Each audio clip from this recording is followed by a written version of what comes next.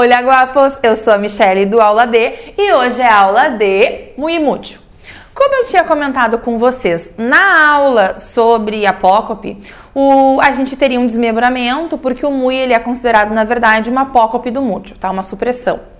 Um pouco diferente do que a gente viu, mas é.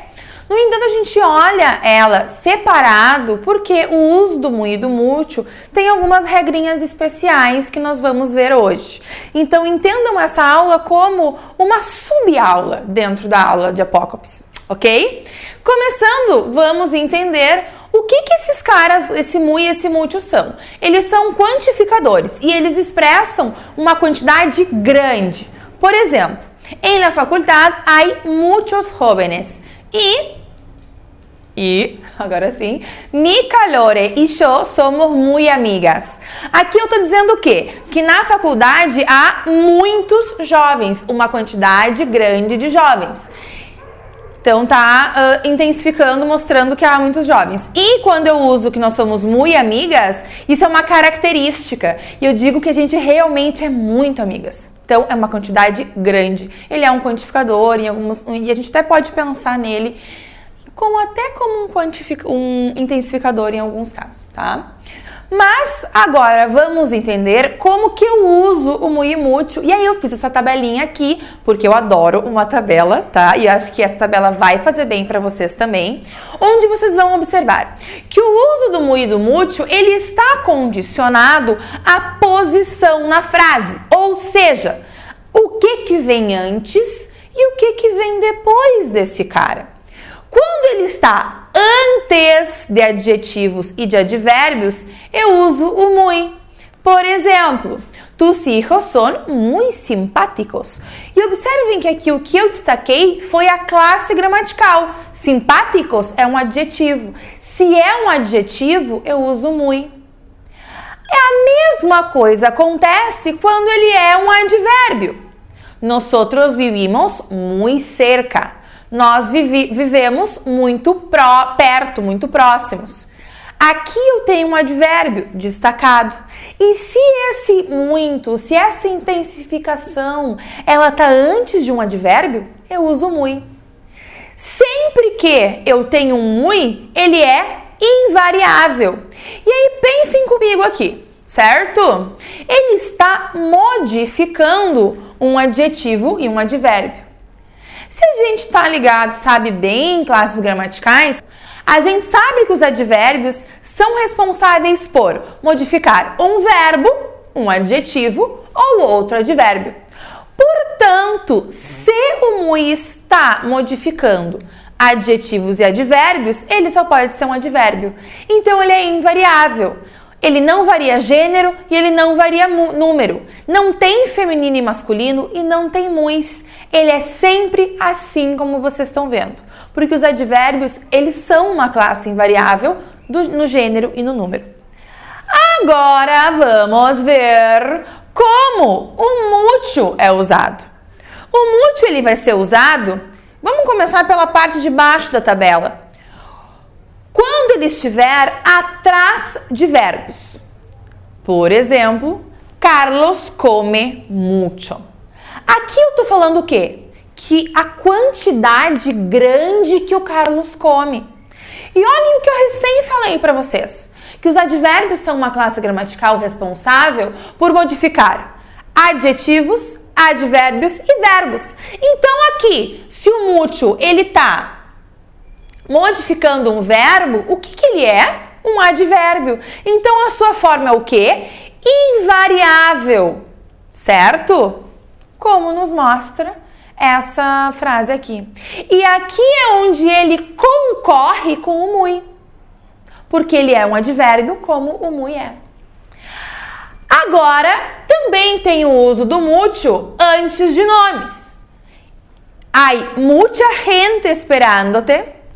E tiene muchos amigos. Ei, Michelle, agora eu fiquei meio confusa.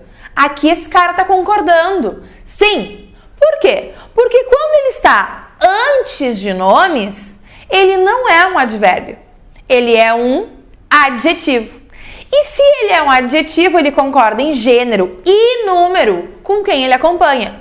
Mucha gente feminino singular, muchos amigos, masculino plural. Agora, se eu trocasse por amigas, eu também teria que trocar o muchos. Tiene muchas amigas. Nesse caso aqui, apesar de eu ter colocado para vocês aqui só o adjetivo na tabela, isso poderia ser uma conversa. Eu poderia estar dizendo assim, Maria tiene muchos amigos? A pessoa ia me responder, no muchos. Aqui nesta frase está subentendido o amigos. Mas, o que acontece? O mucho, ele está substituindo o amigos. A gente estudou lá em classe gramatical, né? Que em espanhol, sempre que eu tenho uma substituição, eu tenho também um pronome. Então, nesse caso, ele é pronome porque ele está substituindo amigos, certo? Mas continua concordando em gênero e número. Então, se liguem que usar o muy e usar o mucho tem tudo a ver com a posição. Antes de adjetivos e advérbios, muy. Antes de nome, mucho. E atrás de verbos, mucho. Mas o mucho advérbio que é invariável. Antes de terminar, a gente precisa olhar uma exceção. Porque claro que tem exceção, né? Só que é uma exceção fácil da gente lembrar, que é o pan. Que é essa exceção? Ficou horrível o meu outro manteiro. O que é essa exceção pan? É onde eu vou usar o... Vou botar ali mais pra cá. O mucho.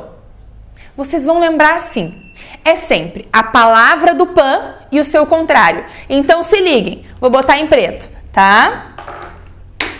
Ó, é peor e